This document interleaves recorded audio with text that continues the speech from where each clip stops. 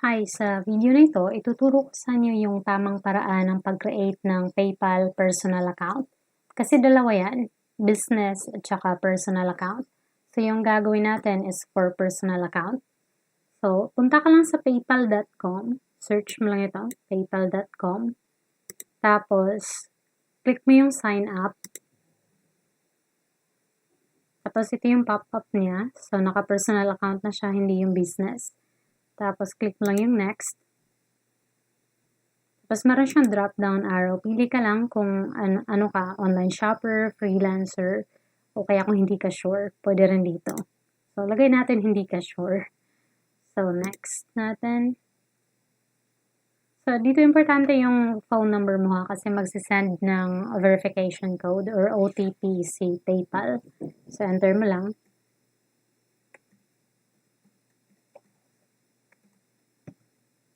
Click mo lang yung next. Tsaka check mo yung phone mo kung andyan na ba yung code. Tapos i-enter mo lang. Alright? So, dito naman, importante yung email address. Kasi dito magsisend yung client mo or yung customers mo. Magsisend ng pera gamit yung email address. Kaya ilagay mo yung valid email mo dito. And then, create ka ng password, 8 characters na meron siyang numbers. For example, ang gagamitin kong password is itong last name, tapos lagyan ko ng number sign, tsaka number 1. So, i-copy ko lang yan, at tsaka i-paste ko dito sa password. Confirm password. Pero huwag mong gayahin yan ha. Ano lang yan, sample lang yan. So, basta ganun yung style ng password na required ni PayPal. Tapos, click mo lang yung next.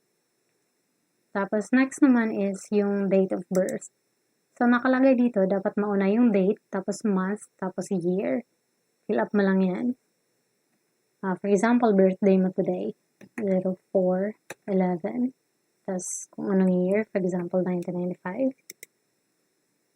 Next naman is yung sa identification type. So, meron siyang drop-down arrow.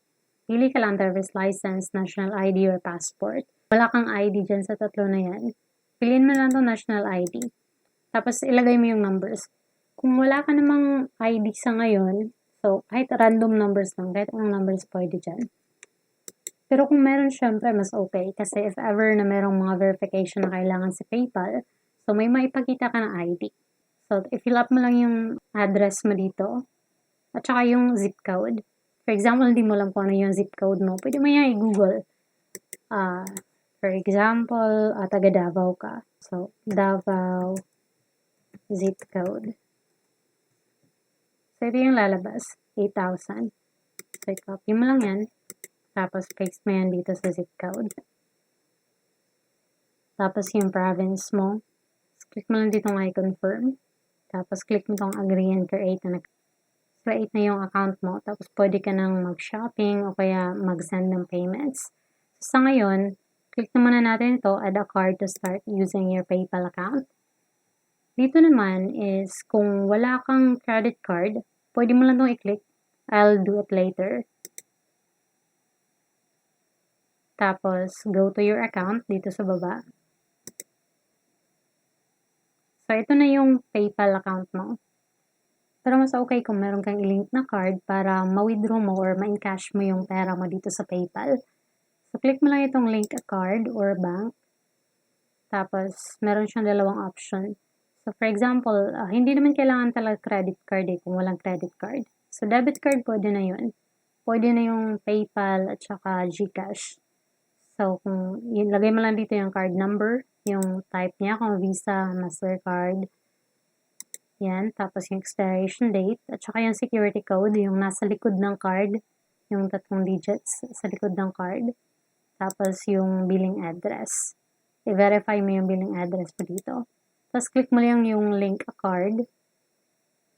Meron kang matanggap na verification code sa PayPal through text. O kaya pag hindi mo na-receive sa text, i-check mo yung bank account mo, yung description dun, meron yung nakalagay na PayPal verification. Tapos, i-enter mo lang yung verification code mo dito. So, that's it. Pwede na yan. Ang nakagood thing dito is, pwede natin connect yung PayPal to GCash. So, meron siyang option. So, pwede mong i-directly withdraw yung pera mo dito sa GCash account mo at saka i-encash mo na. So, ang last step natin is i-verify yung email address na ginamit natin sa PayPal account. So, dito is dami email lang yung ginamit ko. So, for example, mag-login ako dito. Tapos, pag nakita mo itong service at international PayPal, so, i-click mo lang yan. Tapos, i-click mo lang itong confirm my email address. I-enter mo lang yung password mo, tsaka click mo itong confirm email address. So that's it. Thank you so much for watching and please like and subscribe. Thank you.